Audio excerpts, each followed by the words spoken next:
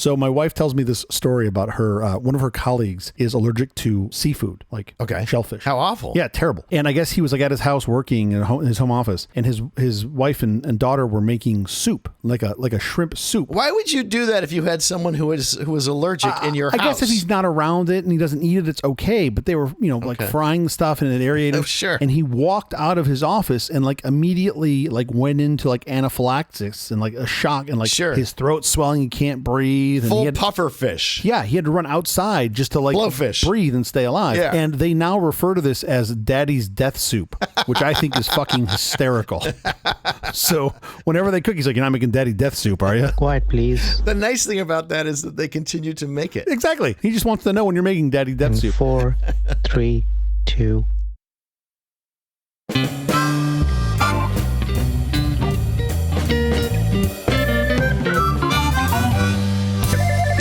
Presents a Truly Terrible Podcast. Welcome to Nonsense, Season 2, Episode 29. I'm Jeff Parker. I'm CJ Little. This is our take on the week's business, tech, and entertainment headlines. This time, we'll look at Google's antitrust woes. It's World Greatness Day. Express your gratitude to the great people in your life. In fact, more than people, celebrate businesses, places, pets, and anything else great in your life. Whether it's a parent or friend or even a piece of tech you're particularly fond of, this is our moment to acknowledge, honor, and say thank you. Or you can just do the default and celebrate the Great Wall of China. Anything great. Is what I do. You can see it from space. Yeah, and you can see it from the ground, too. How's your week going? Great. It's good to be back. I'm glad you were able to pry yourself out of a beach chair for a moment for us to record this. Oh, man, I don't want to be back.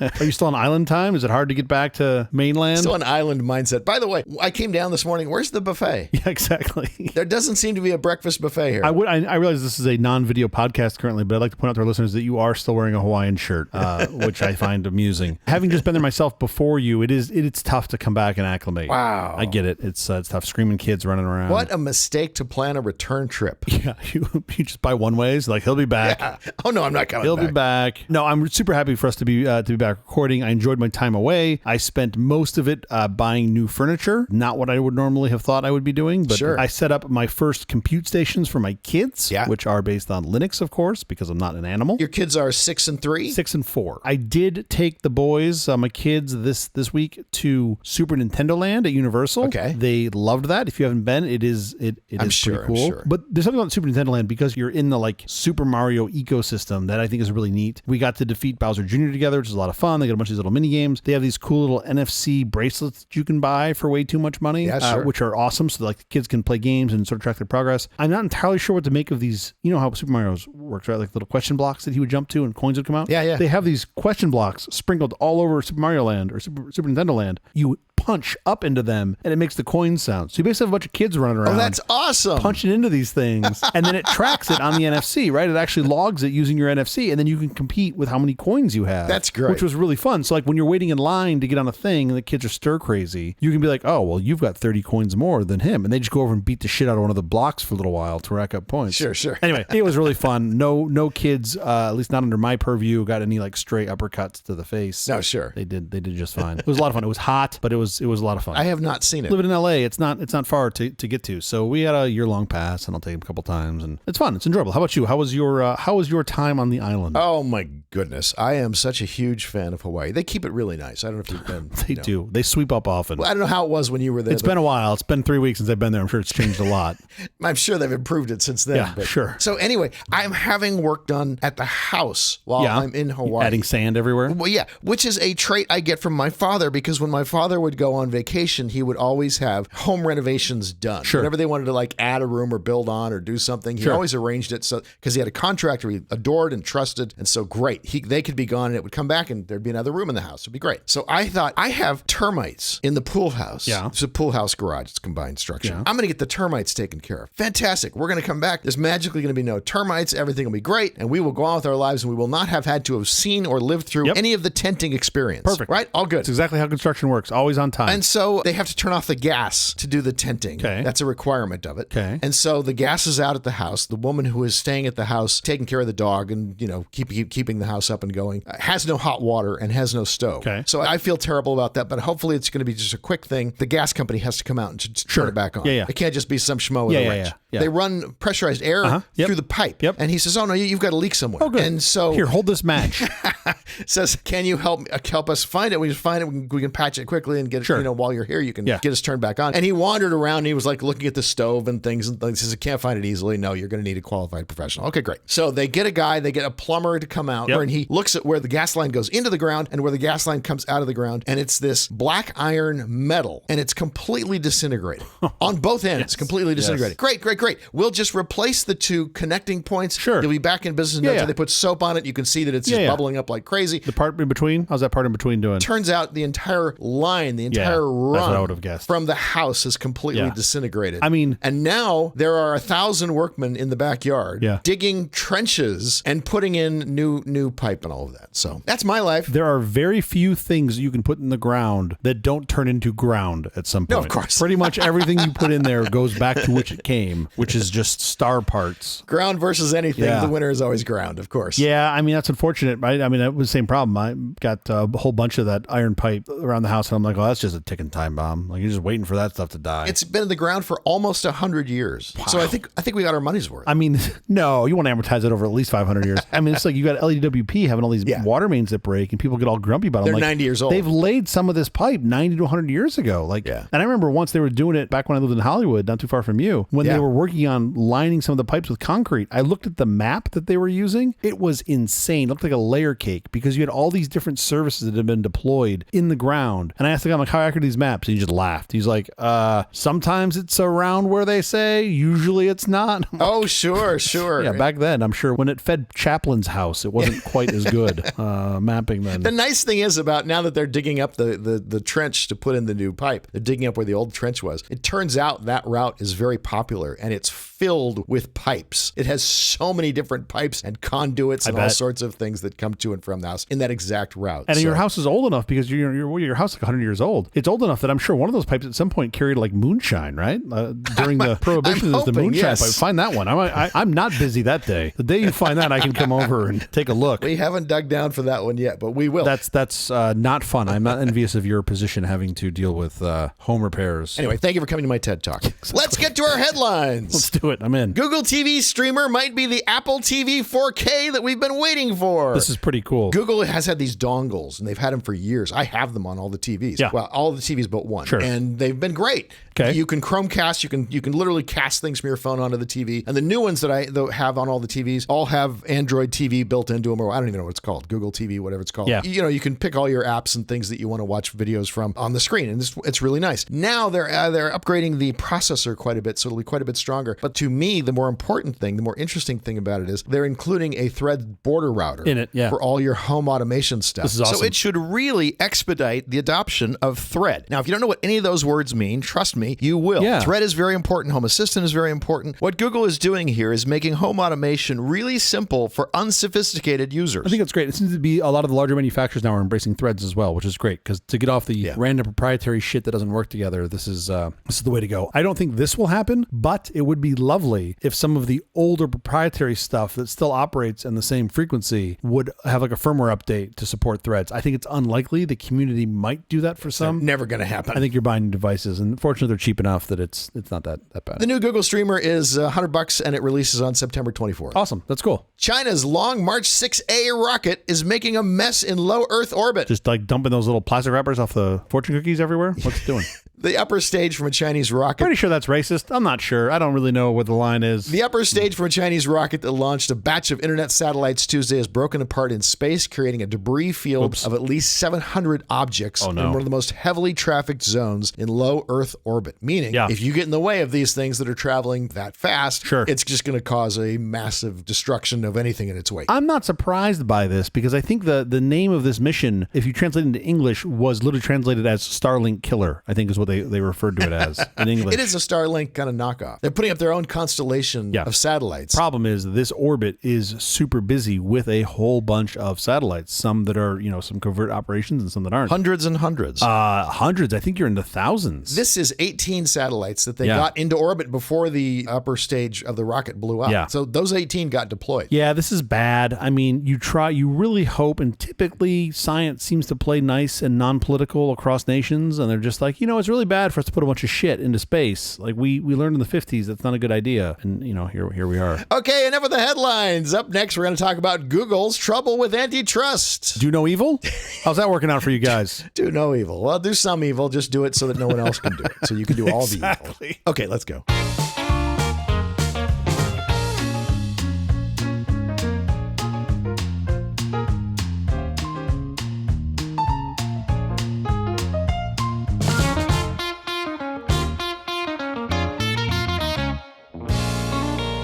So Google is possibly in a lot of hot water. Most of the revenue they generate is from search and the advertising they can sell therefrom. It turns out they might have violated some antitrust regulation. I liked the alternate headline that said, Google's fucked. That's the one that I like. That's the short way of saying it, yes. No, look, I don't think they're fucked. Let's be clear on this, though. You said Google gets most of their revenue from search. Let's be a little more specific. 80%? Advertising's got to be close to 80%. Roughly speaking, I'll put a link in the show notes, but roughly speaking, you've got about 57% that comes from Google search and other. Yeah. You've got about a little over 10% that comes from YouTube ads. Okay. You've got about the same that comes from their Google network, which is their ads split on websites and apps that are part of the Google's ad network. Sure. And then you've got a bucket of other, which is like 11%. I think it's like all the Play Store and other ventures all into one. And then you've got about 10% that comes from Google Cloud. Okay. Roughly speaking, you've got 4 10%ers. YouTube ads, Google network, Google others, Google Clouds. Google Cloud is only 10%. If you look at Amazon Web Services compared to how much of Amazon's revenue it is, I can't believe Google Cloud is that far behind. AWS has got a lot more, not just customers, but a lot more products, like a lot more things inside. Yeah. AWS is perceived to be a little more agnostic than Google. And Google have made decisions in their Google Cloud product offering to not do things that are sort of outside of what Google would normally do. Yeah. And I think that's fine. That's just a decision they've made. For comparison, you're talking about AWS. AWS is around $100 billion run rate. It's big, right? I mean, it's giant. That's 3-ish X the size of Google Cloud. Yeah. Loosely related. Azure is not far behind AWS. Azure's around $80 billion, give or take. Wow. And a lot of people think Azure's number 3, and it's really not. It's number 2, and it's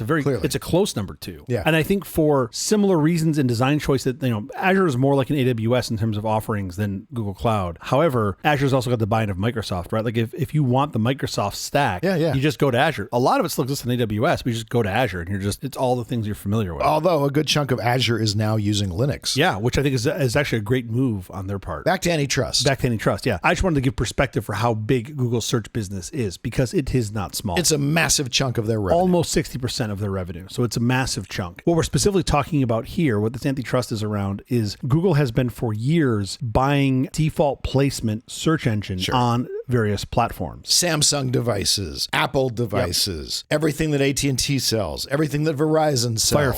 Firefox, yes. They're the default search engine for all of those products. So the dollar amount that they're paying Apple is roughly, I want to say it's like a third of the revenue made off that deal. Like a third of the Apple users' revenue is going to Apple. And I think it's around $20 billion. In 2022. That is a real number. Now, relative to Apple, is that showing up on the bottom line? Yeah, for sure. But it's not like, of course it does. But it's not like they've built their business off it. I got to believe Apple's made some decisions to say, instead of competing with search, what if we just share in the profits of a search monopoly? Yeah. Like you can argue like that's a good idea for them. It definitely keeps them from wanting to go into the search business. Yeah. Because it's a big chunk of money where they don't have to do any of the work and the money just comes. They just collect. Yeah. I think the other thing that's interesting and worth pointing out, you're probably going to yell at me for this, and that's why this show is fun, is for the most part, Apple, they position themselves as sort of the privacy company, and they're not going to track you. They're not going to ask for your tracking data. They've put in some very nice, what I will call soft guardrails around apps where you as the user can control whether or not an app can track you and track what you're doing. So for them, if they wanted a search business to be profitable, even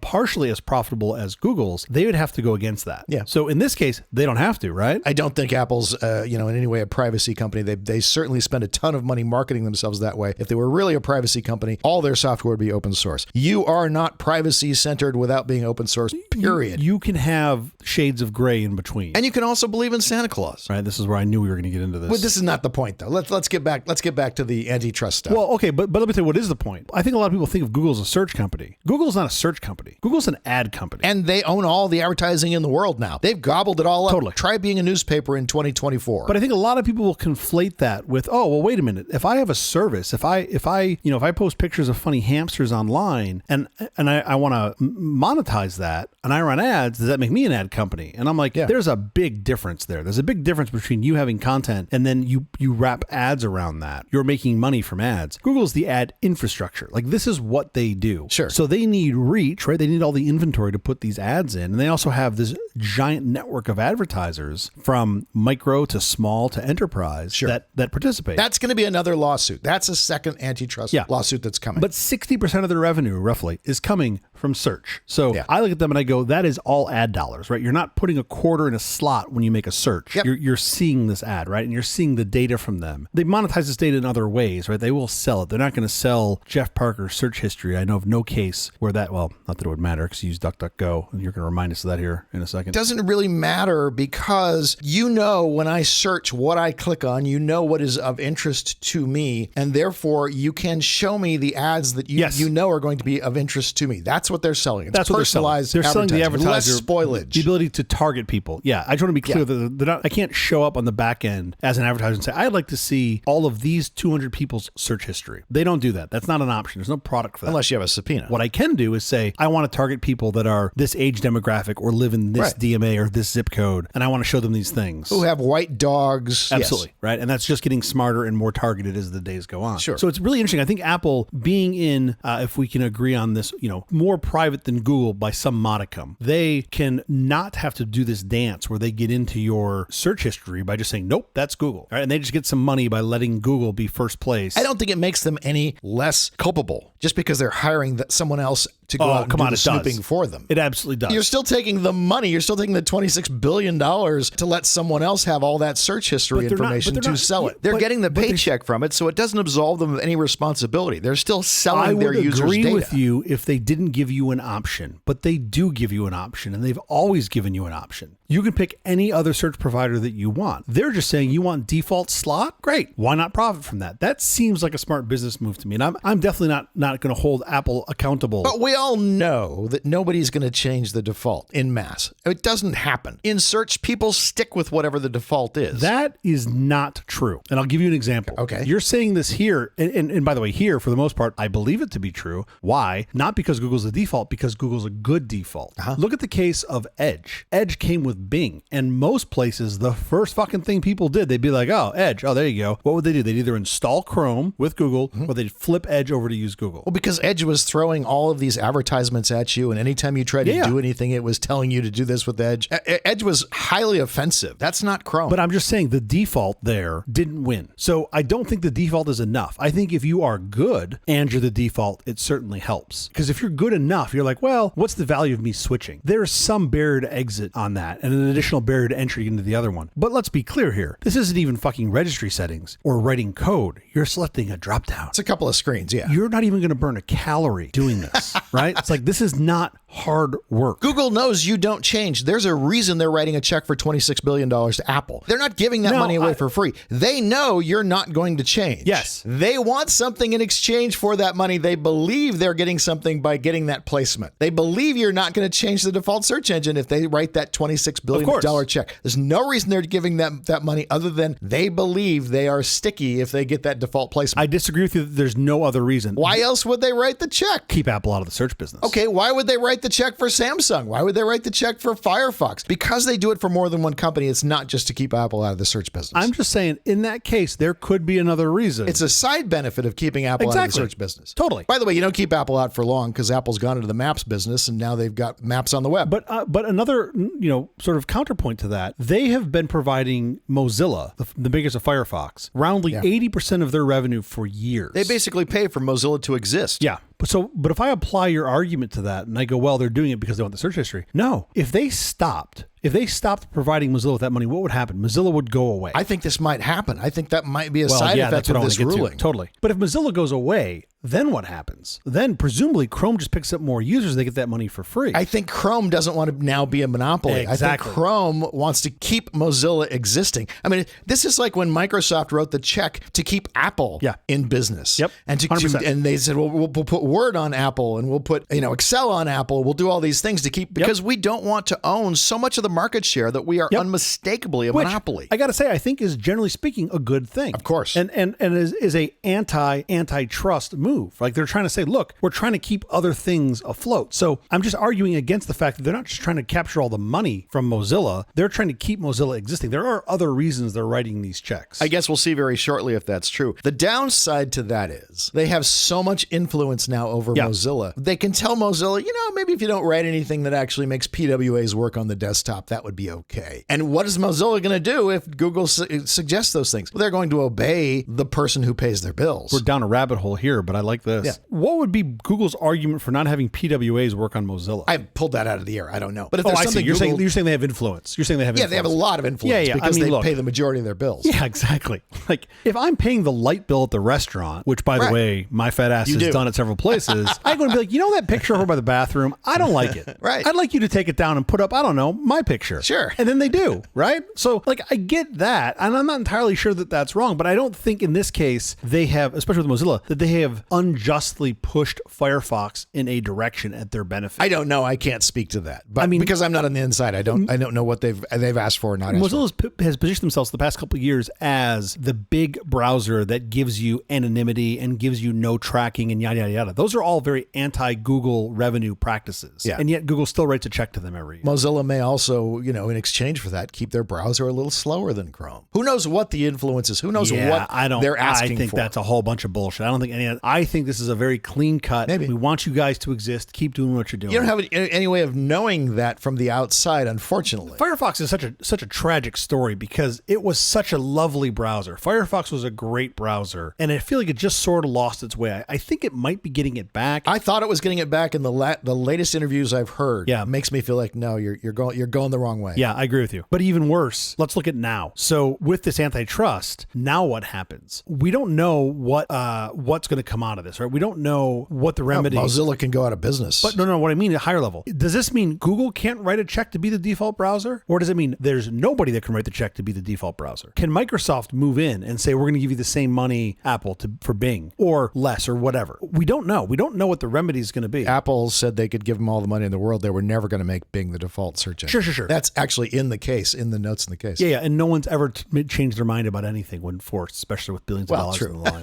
But the thing about Firefox, right? If you're like, well, Firefox is fuck, can Microsoft still write them a check? Or DuckDuckGo? Or anyone, not that DuckDuckGo could afford a $10 billion check or whatever. But my point is, we don't know if this whole practice has to stop or just Google has to stop in this practice. Right. We really don't know. The remedy discussions begin next month. It's right around the corner. What if Google's just like, you know what? We're going to just get out of this entire business. We're just going to go in and make bicycles. What if that was just like the remedy? They would make probably really great bicycles. By the way, this is why I can't be a GC, because I'd go in there and I'd pitch that and they'd be like, really? Sure. And they'd be like, no, we're not going to do that. No. Call Sundar. Let's pitch him live on the phone. Let's see what he says. I don't know what the remedy is going to be. If the remedy is no one can buy the default search position or search engine, in these browsers, that's going to spell doom from Mozilla. Yeah. And at the end of the day, though, who should Mozilla blame? In my opinion, themselves. They have had 2 fucking decades to figure out revenue diversification. To get it together. Sure. And they have not, right? They've gotten, in my opinion, fat and lazy. I've not been a fan of their management for years. Like, they haven't driven themselves. They've just been like, oh yeah, we're here. There was a time where Firefox was getting better and better and better. And I was like, yeah, okay, maybe now we're looking good. Well, hold on. And then I've heard the CEO in interviews and decisions that they're making. And I'm like, wow, no, wrong direction. I don't disagree that they've gotten better. The technical aspect of the product has gotten better, certainly. But like, where's your revenue coming from? Yeah, sure. Right? How thin are you guys? How you monetize it. They've always felt like a bit of a top heavy and chubby in the middle org. Like, that's always how that org has felt. By the way, Google might still want to write them the check just so that they're not the dominant browser in the universe. Which could be interesting, right? They could still write the check just to exist and be like, well, I guess we're not getting any revenue from it, but whatever. Right. I mean, you could argue there's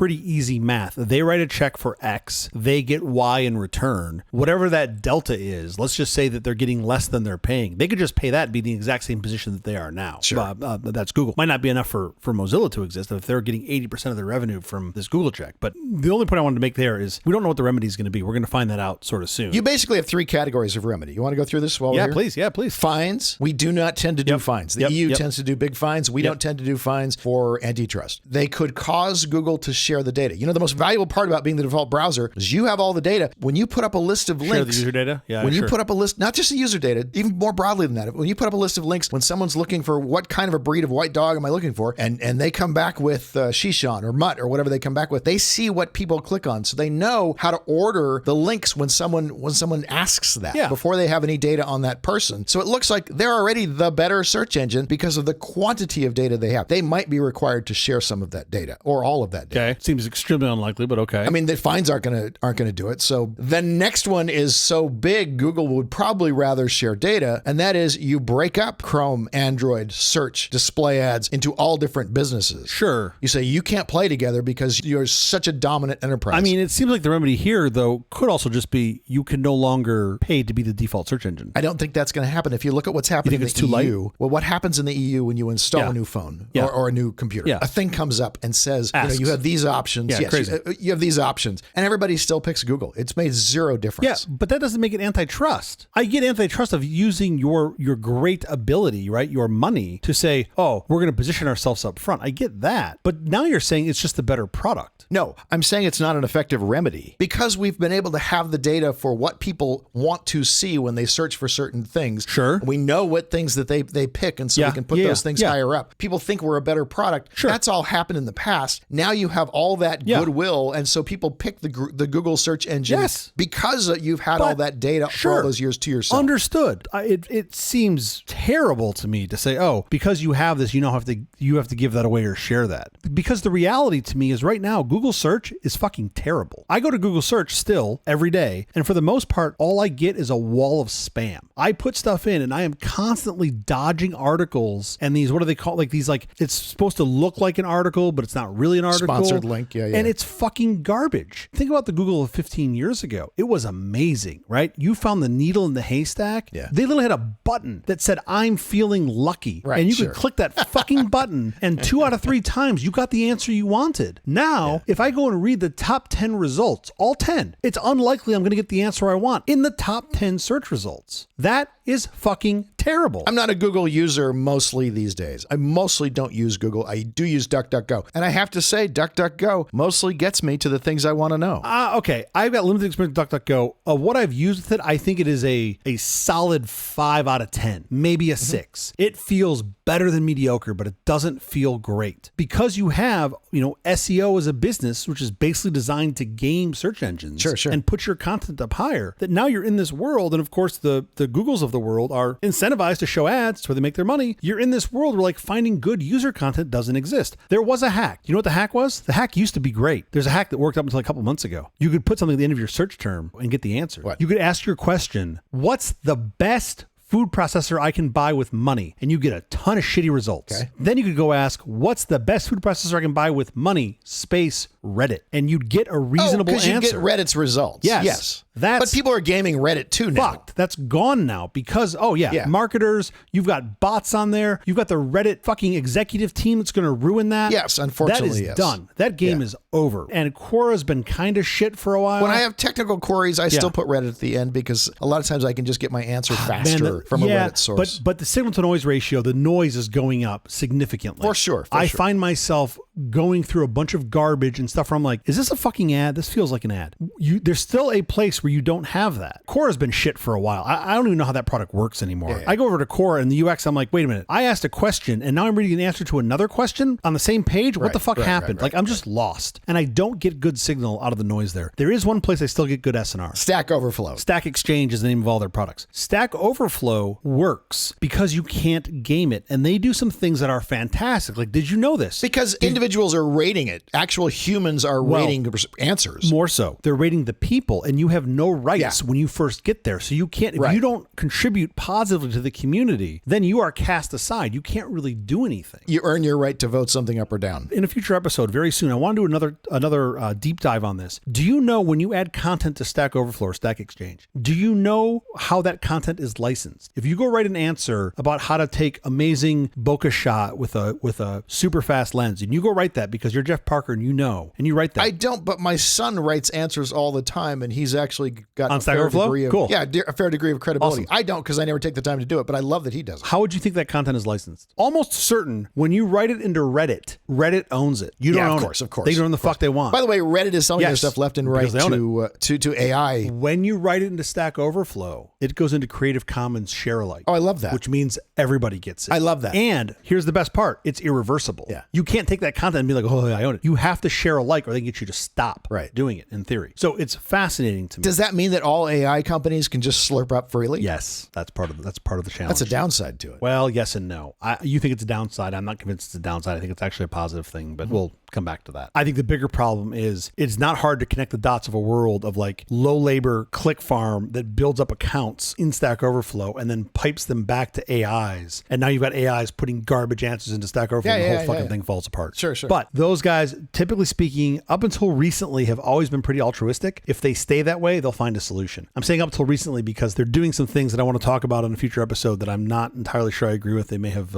lost their way a little bit, but that's a digression. Back to Google. On the the Google side, we're talking about search and how search is 60-ish% of the revenue, right? Yeah. But advertising at large, and this was to your point, is closer to 80%. That's advertising across all their platforms, not just search, right? Not search that we're talking about here in this antitrust. So obviously they've got a lot of advertising dollars at stake here, right? Real money that's at stake. When you start pulling out things like their Apple deal or Mozilla deal, we already talked about how Mozilla may not be able to recover from this if somebody doesn't fill the gap. Apple's not going to falter, right? But what do? Do they build something? Do they build their own? Do they build a search engine? Maybe? Yeah, I bet they do. I mean, that'd be interesting. And a lot of people say you see folks online talk about how Apple could never do it. I'm like, Apple could do whatever the fuck they want. Can. Absolutely they can. They're a $3 trillion business. They could be like, we're going to put somebody on Jupiter. And you know what? If anybody can do it, it's going to be them. I'm not saying it'd be a smart business move. I'm just saying they could do it. Let's not say that they can't do it. That's a lot of devices. And if they put themselves as the default search engine, just like if they put themselves as the default maps engine, that's a lot of users. That's instantaneously a ton of users. Yeah, exactly. It's interesting to see or to sort of ideate, I guess, what's going to come out of this, right? Like what way it's going to go. I don't think they're going to win the appeal. Yeah. The way Meta has written this, I think he's pretty much buttoned it down hard. Yeah. They're going to drag it out for as long as they possibly can. Of course. But I do wonder, like, what are the opportunities that come out of this? Because I see this and I go, well, Google search isn't really that great. It's probably the best that you have right now, probably. That's all you have to be. Yeah, Caesar, I disagree with you. That gives you opportunity. It leaves opportunity on the table for someone else. It leaves opportunity on the table. You don't have to be a super fast runner running away from the bear, as you always say, to stay alive. You just have to be faster than your brother. Yeah, but I'm not saying about staying alive. I'm saying I want to be at the front of the pack, right? I want to be the front, like leading. Again, to be leading, you only have to be slightly better than the next guy. Of course. Although here, I don't know, because you do get this network effect, I think, with search for sure, right? Where you need to have a bunch of people using it to get a bunch of people to want to be on it on the advertising side. You need scale. Yeah, you need massive scale. Now, I do postulate that just don't do it the same way. There's another way. And I think likely the AI search that we believe is coming, that Google, I think, has done a really good job of holding at bay for the moment. At bay, yeah. There's another path there. I don't know what the business model looks like, but I do think, much like, shitty analogy, but just hang on with me here for a second. In the 1970s, there was a company that invented the digital sensor for cameras. Okay. So you could take a picture. Do you remember what that company was called? Started with a K. They had a whole bunch of little huts all over the fucking planet. I want to say it's like Kodiak. It's like a Kodiak bear. It's like a Kodiak bear. It's like something like that. Yeah, I can't remember. Rhymes with kayak. Yeah. They said, you know what? This business is going to eat our existing business, and we are super fat. The sensor business. Yeah, the sensor business is going to eat our film business. Yeah, sure. And we're super fucking fat, so we don't want to do that, right? That would be a bad idea. I don't think that what Google has done with their AI push, they haven't wanted to eat their existing business. They've wanted to keep their existing business there. These are the guys that used to have the moonshot businesses internally, right? Let's go try stuff and see what happens. They still do. Yeah. Sure. So why not take that approach? I ride around in one of those moonshots all the time. But that's kind of my point, right? Like, why not take that same approach to the thing that is currently paying your bills? 80% of your revenue is coming from advertising. If you don't figure out a way to keep that there, that 80 is going to go to 75 to 70, and then it's going to go to 30, right? Because that's just what's going to happen. Like, you're going to fall off a cliff, presumably. When I use AI, and I use it a lot now, I use the Gemini thing, and I can ask some really weird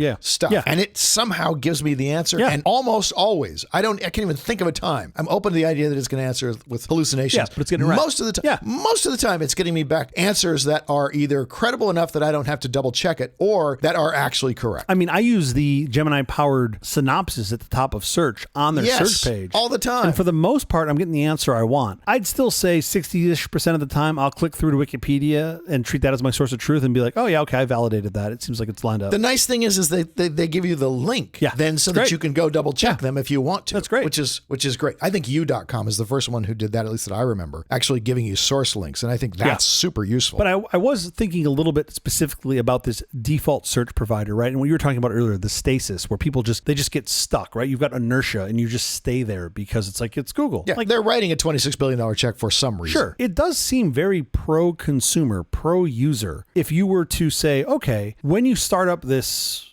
you've just got a new phone, you just installed a new browser, whatever. Like, there's some start. You say, oh, here are some options. Show me the pros and the cons. Show me user-generated pros and cons. Let me look at them. I pick one. I pick Google. Unfortunately, because they've had such a past history with users of being able to know user data and therefore give you the right links, they are at such an advantage that you can't use that. What you could do is you could randomize when the person is starting a new device, they get a new Apple phone, it randomly picks a search provider. Then the user can go in and change it and see what happens. I mean, that you could do it that way. You can't give them the option to pick Google because they're always going to pick Google. Look at what's happening in the European Union, exactly along those lines. I get that. I'm not sure randomness is the answer. I understand why you're saying that. I think that's worse. That feels like annoyware to me, where it's like, why am I in this random thing and then they're just going to go back to the thing that they know. Yeah, maybe. If you've done anything, you've taught them how to change the default search engine, which I guess is incrementally valuable. I'm saying, no, you actually make this a merit-based race, and you just say, look, we're going to show you the options at start. And also, every N months, every 3 months, we're going to do this dance again. So that if someone else becomes a winner, you go, oh, well, here's this option. I'm just going to one-click this here. And if you want to stay with Google, you certainly just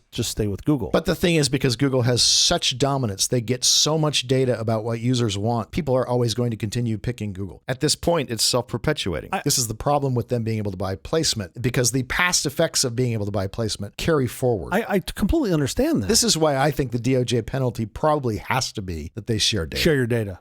I guess you could say maybe there's an interesting world where there becomes a marketplace that not just Google, but anybody doing search. Like, I have to be able to take out my search data from anywhere. And I would see that. I'd be pretty grumpy if that was mandated on Google. Yeah. I would be okay if it was mandated on everybody. And you said, I need to be able to take my search history with me and plug it into another provider. That would go a long way to solving that problem. I could wrap my head around that. That could be an interesting remedy. Although it's still not the same thing because of the quantity of users. Because you have millions of users and you know the link that they want, because when they search on this, the link that they all want seems to be this one. I still have more knowledge than taking an individual's data away and putting it with a different search company. I still have way more information because you don't search on white, fluffy mutts more than once. Of course. Most likely. You're saying you want to open up the back end of it too, so the search providers all have the same foothold to start from. Maybe, but I really want to think through better. Is that the best thing for consumers? It's very hard to make a good product in search unless you have scale. And if you can't get scale, if you can't get on the Apple browser, if you can't be the default for Safari, if you can't be the default for Firefox, you're being kept out of those things, which is why Google is more than happy to write those big checks. That's the point I was trying to make earlier of saying this should be a review every N months where you say the user gets a presentation to say, here are the best search engines right now, as voted on by your peers or a consortium. It doesn't become a lock-in where you only get to pick from these 4. I think that helps solve that problem. I want more innovation in search. And I don't think just breaking it up is going to give me that. Well, historically, what happens when you break up someone who is a monopoly, violating antitrust rules, is over time, they all come back together again. Yeah. AT&T. I mean, look at the phone company. Look at Standard Oil. Totally. They all come back together again. I mean, you get some other players in the process, right? It still has to be pro-consumer to me, right? Like, I give way less fucks about the businesses than I do the people. I want the people to have the best experience possible, then figure out the best experience for the businesses. Right? At the end of the day, the user matters. You get there by competition, and right now there's no competition. They can't catch up because they can't get scale, they can't get distribution, all of those things. Well, they've got, I mean, that, and this, I guess your point, they've got a whole lot of inertia and momentum, they being Google. Yeah. So that's tough. It will be fascinating to see where the courts go with this. Let's see what happens. All I know is I'm going back to Alta Vista. Very good for you. I have one question before we go off this topic and wrap this up. I want to know, does this verdict give you any insight into what will probably happen in the other Google case, in the Apple case, in the Meta case, and in the Amazon case? Those are great questions. For me, no. Each one of those feels like a magic 8 ball. You have no insight. They're all... No, but I believe you might have some based on the way you've asked that question. I don't. I do feel like this is a really, really smart group of lawyers. And by the way, they're way outgunned by their opponents. Yeah. Google has 10x the number of attorneys at their disposal. And lots of money. This group of antitrust attorneys just seem to be as smart as humans get. Yeah. I've heard numerous interviews with them, and I just go away, wow, I would not want to be in Apple's position. I wouldn't want to be in Amazon's position, Meta's position, or Google's position. Yeah. These are really smart humans. My general view on this is I really think, first, what's best for the user? What's best for the consumer? I try to start from that position, and I want to align it to that. Like, to break it up just to break it up to me doesn't make sense. I'm not saying that's what they're doing, but I'm like, I hope those people are taking a similar view, and I hope they have the technical acumen to be able to see that view and don't just go, well, you're too big, you got too much. Well, is that a better product? If that's a better product, I still want that pro-consumer. Let's put other caps around some other thing that doesn't make their business terrible. I think the DOJ, the FTC, they have to break apart such dominant players to get competition, which will lead to better products. I don't think you break them up and go, how do we make better products? Yeah. I think you go, let's create competition so we will get better products. I hope so. I'm not convinced that competition always breeds better products. Wow, really? Oh, this is going to be a whole nother episode. Yeah. CJ the Communist. We're gonna have this CJ the Communist conversation. This is gonna be fun. All right, we have to get out of here, but quickly before we do, have you seen or read anything good this last week? Clearly my own obituary. That's the thing that I read that was good. Specifically, the imagination of kindergarten adjacent age children that has been exposed through Minecraft. Oh yeah. It is fantastic. The best. So my kids have been both exposed to Minecraft during our hiatus for the first time. Both boys are completely into it. This is definitely their first real, and they've played games before, but like what I'd call a real game, their real gaming experience. Yeah. They watched a bunch of YouTube videos on what I would just call like terrible to like maybe mediocre quality. I mean, it's just absolute garbage content. And before I cut that off, they were able to absorb enough of the possibilities of what they could make that now they're making all sorts of amazing stuff. Like they know what all the different things do in Minecraft. They're building yards and gardens and lava pits. And so far, now just a couple days into this, my favorite has been when my 4-year-old built a tower of fencing, right? Just like fencing that went up 10 stories. I love it. And he called me, Daddy, watch this. And I come over and watch him. And he then went to the top of the tower and he went full on John W. Tyson and started spawning hundreds of chickens into the fence column, right? Chickens. And I'm like, what is this kid doing? He's building a tower of chickens. And then he goes, Daddy, watch this. And he jumps down to the bottom and then hits some TNT that he hit at the bottom to watch all the chickens explode. And it just turns into chicken parts, right? Just 8-bit chicken parts everywhere. He's laughing and I'm looking at this kid and all I'm thinking is, as I've said before, this kid is either going to be a billionaire or in prison. Those are the only possible outcomes for my son. Maybe both, I can't be sure, but it was pretty fantastic. And just watching their sort of dreams, their visions come to life has been a lot of fun. So I don't know how to document that for our listeners, but that's so cool. It's been a blast. I love Minecraft. I love watching kids play with Minecraft. I think the whole thing is amazing. It's so much fun because there is no. No, of course. You're like, I want to put obsidian on top of a cow. And you're like, okay, fucking go for it. I don't know what's going to happen. Go do it, right? Like, there's no. It's all yes. And then you just get to figure out. Anything you can imagine you can build. It's like the ultimate Legos. It's like Legos with no restrictions. And then the fact that you can do logic and controls and you step on this and arrows shoot out of that. I mean, it is super fun and super cool. So it's been a blast. And now, as I've said before, I think on this show, and I just want to remind everyone, I am not comfortable letting my children be better at me at a video game at this stage. I know it will come. I know it's going to happen. I know it will happen. I know they're going to kick my ass at Fortnite or something. But right now, I'm going to beat these little shits at Minecraft. And then as soon as I can get their hand-eye coordination to play Quake, I'm going to go crush them at Quake and Halo. And then by the time they're 8 or 9, they can own me at stuff. And I'll just be fine with them. How about you? What have you seen or read this past week? Well, first of all, I have seen the most amazing thing made with Minecraft, which is Notch's house. Oh, really? Which is not too far from here in Beverly Hills. Are you sure that's better than a tower of chickens with TNT at the bottom? Because that was pretty fucking cool. You're right. The Tower of Chickens wins for sure. I saw 20 Feet from Stardom. Actually, I just saw the Stones at SoFi. And for the first time in a long time, background singer Lisa Fisher wasn't there. Okay. But she's in this documentary and she's amazing. 20 Feet from Stardom is a 2013 American documentary film produced by Gil Friesen, a music industry executive whose curiosity to know more about about the lives of background singers inspired this film. Meet the unsung heroes behind the greatest songs of our time. With intimate interviews with Bruce Springsteen, Stevie Wonder, Mick Jagger, and Sting, just to name a few, it details the behind-the-scenes experiences of such backup singers as Darlene Love, Mary Clayton, Lisa Fisher, and Tata Vega. The film won Best Documentary Feature at the 86 Academy Awards. 23 years after, In the Shadow of Stars, a similar documentary that focused on the members of an opera chorus, won the same award. First of all, this sounds really interesting. It's something I would watch. It's so good. But you buried the lead. How was the Stones? Oh, the Stones were absolutely amazing. Did they start you up? Well, every time they play, they do. I am a big Stones fan. Great fun. I don't think Keith Richards has ever sounded better. Really? Yeah. Did they give you shelter? Background Singers, 20 Feet from Stardom, streaming on YouTube now. Chanel Haynes, by the way, is with the Stones, and she is incredible. I've heard. I'm looking forward to seeing the Stones. I don't want to do it yet, though. I want them to work out the kinks. You want the Stones to actually work out the bugs? I don't want to see them early. Don't go too early. Yeah, exactly. I don't want to see them later, like more towards the middle of their career. Let them figure it out. I want them to figure it out. And by the way, do they really want to keep doing this? I don't know. Let's see if they want to keep doing it. Sitting there watching them, it looks like they're still having fun. I honestly think that's all that matters. I mean, all just aside. It can't be money at this point. It cannot be money as long as you're still enjoying it, right? Like, as long as you're still having fun. I can't tell you how good Keith Richards sounds. That's incredible. At this age. Awesome. Okay, well, now I will go see this because you've sold me on this Stones adjacent film. There you go. That is the episode. Thank you for joining us for all this nonsense, a truly terrible podcast from The Awful Company. Visit us on the web at nonsense.productions. I'm Stu Little. I'm Jeff Parker. If you like this program, please follow, download, subscribe, and like at Apple Podcasts, YouTube Music, Amazon Music, AntennaPod, iHeartRadio, Spotify, my favorite Overcast, on 8-Track, or wherever you get your podcasts from. I get mine on 8-Track. Yeah, sure. we all know you do. Nonsense uses SyncThing. Make sure you have the latest versions of all your files on all your computers anywhere you are in the world. SyncThing does that effortlessly. Free and open source. Be sure to check out SyncThing. Special thanks to our floor director, Pranay Sharma. Are we going to get like a C&D from Dropbox now that we're plugging SyncThing? Let's hope. Thanks, Pranay. With the exception of next week, when Jeff's off in some tropical paradise again. I'm in Indiana. We'll be here every Thursday morning for more nonsense. Please join us.